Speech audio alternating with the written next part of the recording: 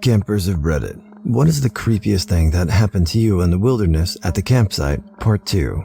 Don't forget to like, share, and subscribe. I was camping in British Columbia, just across the border to Washington. We set up camp next to a river, had dinner, and went to bed. While trying to sleep, I could hear splashing in the river on and off. Sounded like something trying to drown another thing, and we'd hear this every couple of minutes, but didn't go and check as it was terrifying and pitch black. Well, morning comes and we check outside the tent and we realize we just heard the salmon working their way upstream for spawning season. I woke up in a tent to hear a hissing. I live in the UK, so assumed it was a leaking travel gas stove or something. It's dawn with a low sun, and suddenly a huge, terrifying shadow is projected onto the tent, like a spiky ball with a snake's head. It turned out to be a friendly hedgehog having an altercation with an adder, but my still waking up brain saw something from a nightmare. I watched the snake until it fucked off though, since dying of a snake bite in the UK would be too embarrassing. When camping with a friend and a group of their friends in a backwater part of West Virginia, the campground we were going to camp at was full, poor planning on our part. The one guy drove down from DC for this, so we decided to look around for a place. We find this area that looks like it was a parking lot at one point long ago. It was nice and secluded, plenty of wooded space to set up tents. My husband and I decided to go to bed around midnight. We were woken sometime around 1 in the morning. Some drunken guys pulled into a random secluded area and want to join us. The group declines, telling the guys it is rather late and they happen to catch them right as they were getting ready to go to bed. Guys get pushy about joining the group. The group keeps declining. It's been a long day. It is late. We have a long trip ahead of us tomorrow. Suddenly, the guy's tone changes. They want to know how the group found the spot, how long the group has been here, has the group been hiking at all, and how far into the woods we have been. The group answered, and suddenly the guys declared it was late, and they really should be heading out, but wanted to know if the group wanted to buy any party favors before they left us for the night. First year camping on the Byzantine monastery grounds in Uniontown, Pennsylvania. The property is very large. About 10,000 pilgrims come every year for Labor Day weekend. It was the last night, and my friends and I were pulling an all-nighter, walking around and getting hunted by security on a golf cart. It was about 3 a.m., and we were walking the large trail that circles the whole property. We saw a woman in the distance going on an amble walk. Looked like a nun, so she wasn't dressed in typical athletic clothes. She then stopped, looked at us, and fucking booked it towards us as if she was going to single-handedly capture Mount Suribachi. She literally cut through the grass to catch us. We ran about 1,000 feet, looked back, and she was gone. We also heard and saw strange shit in the cemetery, which was conveniently located right next to the campsite. This was 2015, and to this day, we all still believe that mountain is haunted. It has a lot of history, as the pilgrimage alone has been going on for 87 years. Now, maybe I've just seen too many horror movies, but I'm still convinced that those dudes were making drugs in those woods, and if the group's answers were anything other than what they were, they would have been 7 bodies in those woods before sunrise. Maybe I'm just being paranoid, and they were just some drunken locals looking to have more fun before they went home, but I doubt it. I think that is the last paragraph for the story before, just a heads up. Roosevelt National Forest, Colorado, summer of 2010.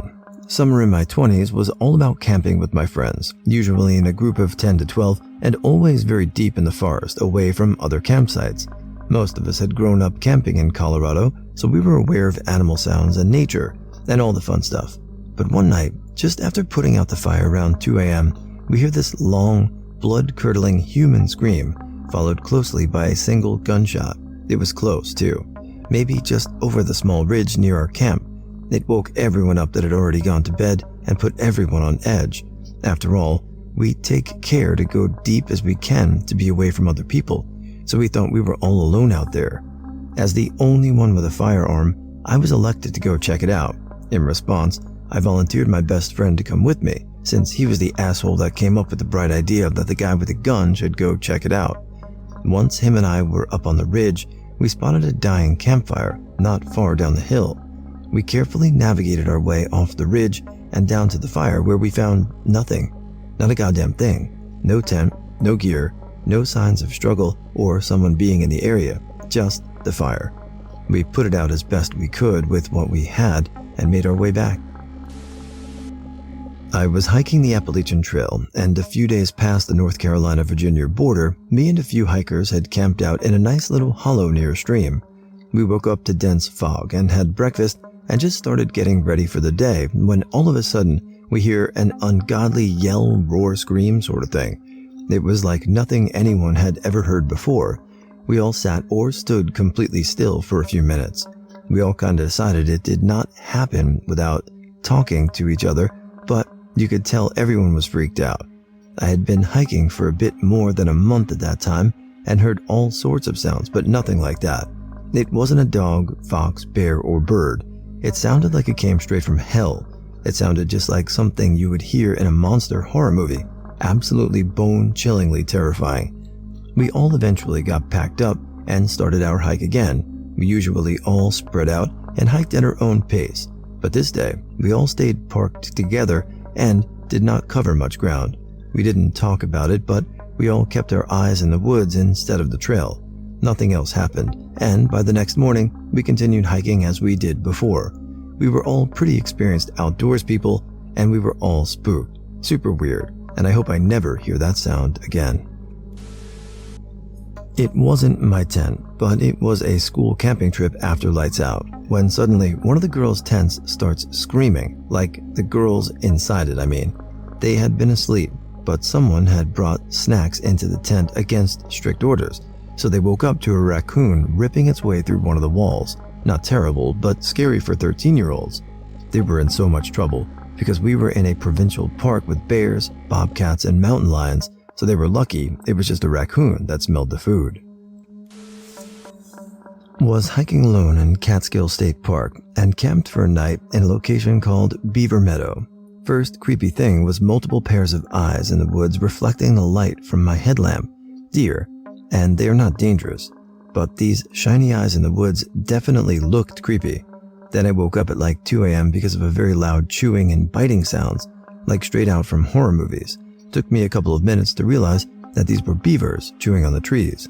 It was much louder than I'd imagined. Oh, and lots of bear poop on the trail. Encountering American wildlife after growing up in Europe was also somewhat creepy.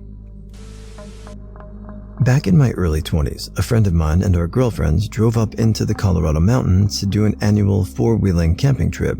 We both had our pickup trucks and camper shells and planned to camp in the back.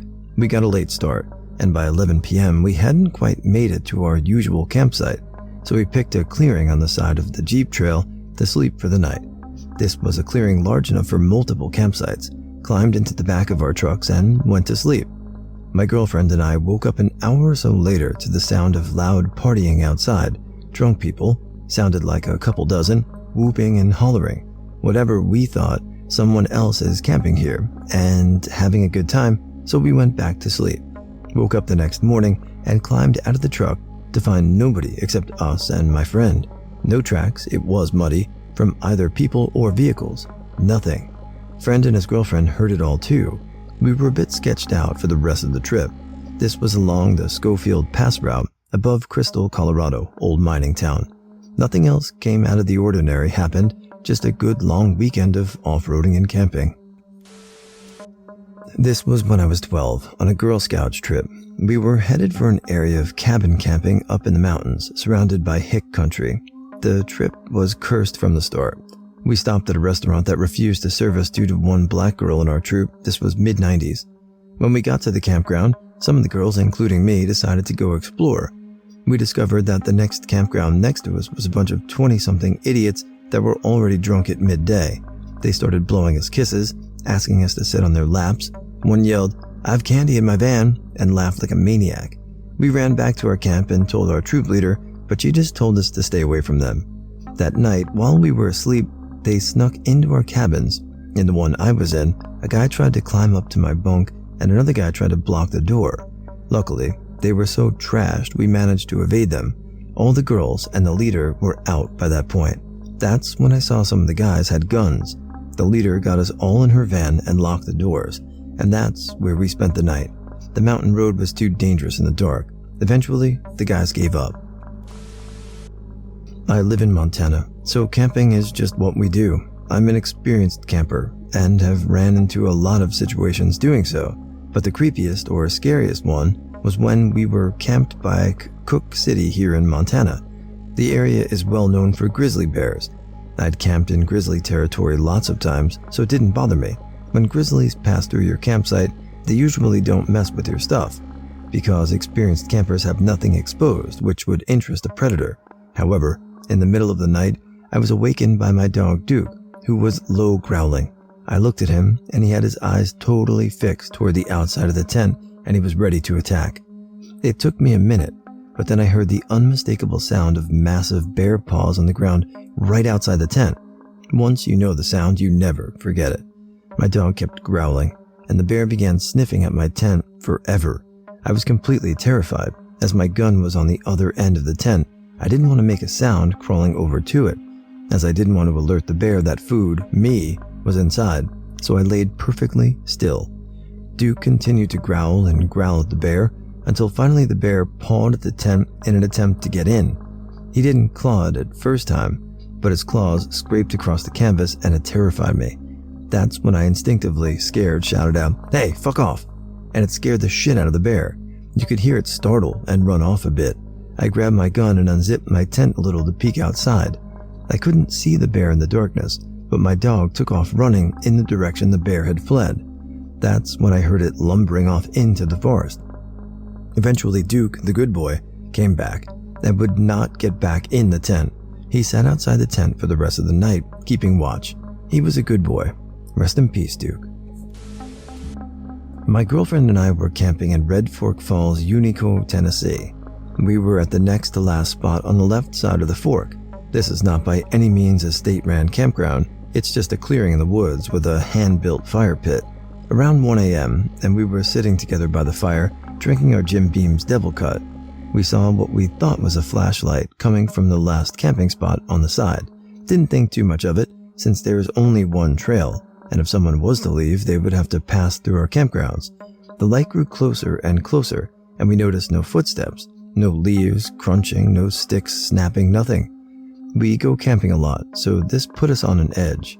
A few moments later, an orb of light floated through our campsite and down the rest of the trail.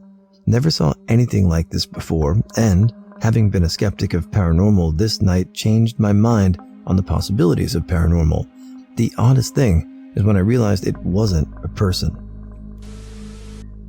Drove out to a provincial park in northern Canada about 10 years ago with my wife, girlfriend at the time. It was the kind of park that was more of a nature sanctuary with absolutely no amenities or staff, no cell service, just a dirt parking area, one road cutting through the park, and some very bug-infested quad trails leading off into thick forest in a few directions.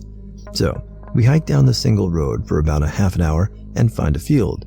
We figured we should probably find a place to set up our tent, have dinner with the bugs, and go to sleep. We had heard a rutting moose grunting in the distance as the sun was going down, which was freaky in itself due to the known bad tempers, so I made sure my bear banger was handy, has a gunpowder charge in it to scare off bears. That night, we're woken up by the same grunting and rutting noises, except they sounded less than 10 feet away, like right beside our tent, with loud hoof prints pawing at the ground. But it is completely black outside, no moon plus clouds, so you can't even see your hand in front of your face. Anyone who has ever seen a moose up close, they are huge, and when the males are in rut, they have been known to attack cars, people, tents, etc. I blind fired the bear banger and scared it off. But we could still hear it a ways off in the field, pawing at the ground and grunt mooing for about 2 hours. That was a pretty scary night that we have not attempted to repeat. My friend and I did a short weekend backpacking trip in northern Wisconsin. Thick old growth forest, marshlands and lakes and rivers, very rugged and very remote. After we set up camp, we had a few cups of scotch and turned in around midnight. We both have a one-person backpacking tent. We pitched about 10 feet apart because it was the only flat ground to be had. Sometimes a few hours later, I've got to piss really bad. I get out of my tent with my headlamp hanging around my neck. I walk about 15 feet from my tent, away from both of our tents, and turn my headlamp off and start pissing. I immediately feel watched, like something is hunting me. My hair on my neck is standing up, but I'm having a long drunken piss that won't end.